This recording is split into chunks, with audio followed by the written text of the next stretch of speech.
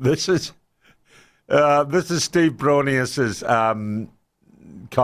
satirical column in Newsroom, the best thing they published by a country mile. The secret diary of Christopher Luxon's last seconds. The anatomy of a coup, according to the media. So this is the opening of the column. Just got legacy media.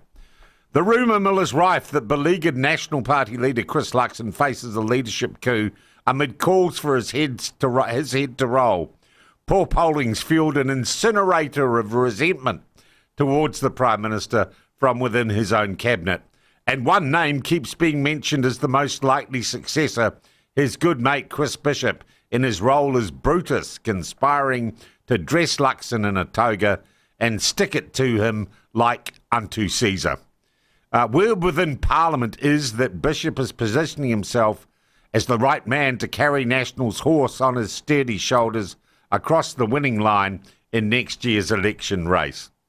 Christopher Luxon is about to meet press gallery journalists, and all eyes will be on the PM to see whether or not he has telltale reactions, a crazy laugh, perhaps maybe even floods of tears hinting at mental distress and the need to be taken into psychiatric care, to rumours which have grown to fever pitch and caused sleepless nights for press gallery journalists.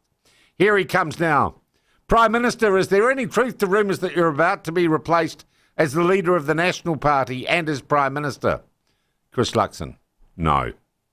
Legacy media says, and there you have it, an answer that has failed to douse the explosive geysers of innuendo and speculation.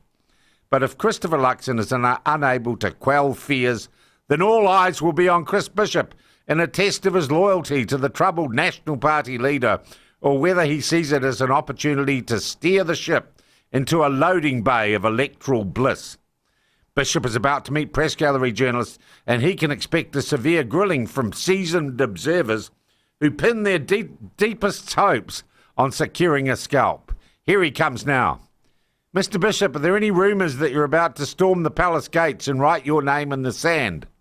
Chris Bishop, no. Legacy media. Not an especially convincing answer there from Chris Bishop, but one man does not a plot make, and rumours are spreading that Bishop is being backed by MPs who are afraid that Luxon is leading them down the road to the cul-de-sac of hell.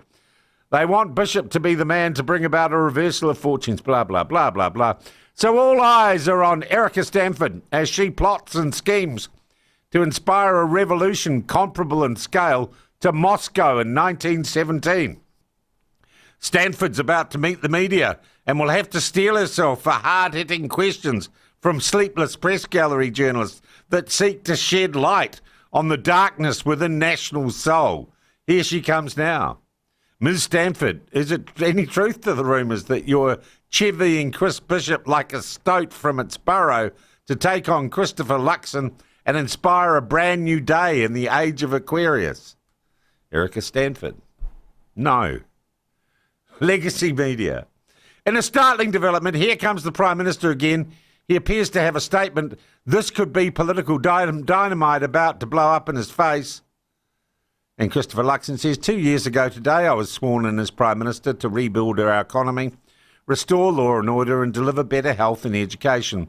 Since then, we've got rid of wasteful government spending, which has helped drive down inflation and interest rates, and we've banned cell phones in classrooms. That's all good stuff, and there is lots more to do. Legacy news media. And there you have it. The coup is definitely on. And Steve, well done. Bravo, my friend. Exactly what did happen. Exactly what I predicted would happen and exactly what rolled out in real time. And Andrea Vance and all the rest of you morons, hang your head in shame.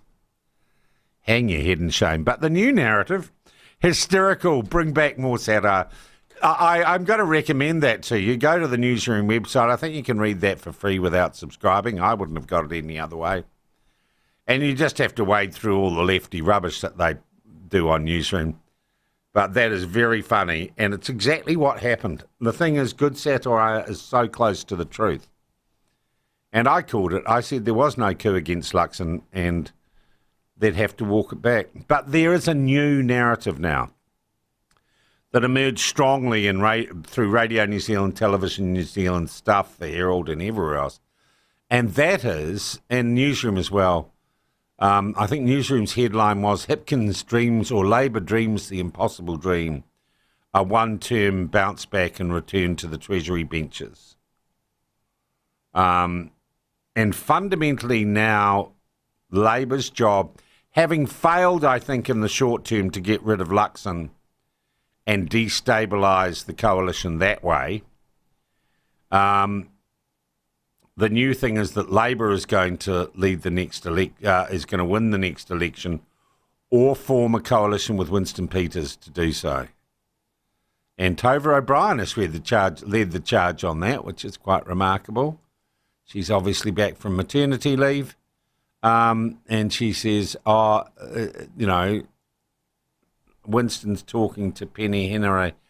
I imagine, Tova, just a heads up, I imagine Penny Henare from Labour is talking to Winston Peters about defecting to New Zealand First. That's why you saw them talking together.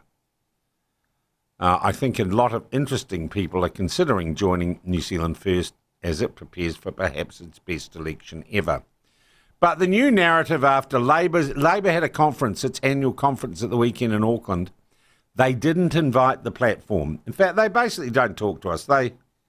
Damien O'Connor, I think, is talking about the conference to Michael today, which is really nice. Good on you, Damien, but you're not really a Labour MP, are you?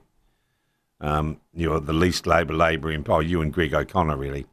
But Hipkins has denied that Labour are talking to Winston about coalition hopes. But Tova says they are, Tova O'Brien. Good Lord. And so this is the latest narrative, is simply that Labour are a great political party and they can win. And that'll be the new narrative up till Christmas. And there'll be pictures of Chris Hipkins and people actually recognising him, which seems to him to be always a great surprise if anyone in the street waves at him. And they wave at you, Chris, and they're nice to you because they feel sorry for you, because they know you're not going to win the next election. I just think it's highly unlikely. But that's the new narrative now that the coup has failed. And the thing that really gets me is not one of those journalists is going to apologise or admit what they've done with the coup story. They're going to justify it. And their credibility and the credibility of a craft or a profession, a craft that I used to absolutely be proud of being part of, drops another few percentage points.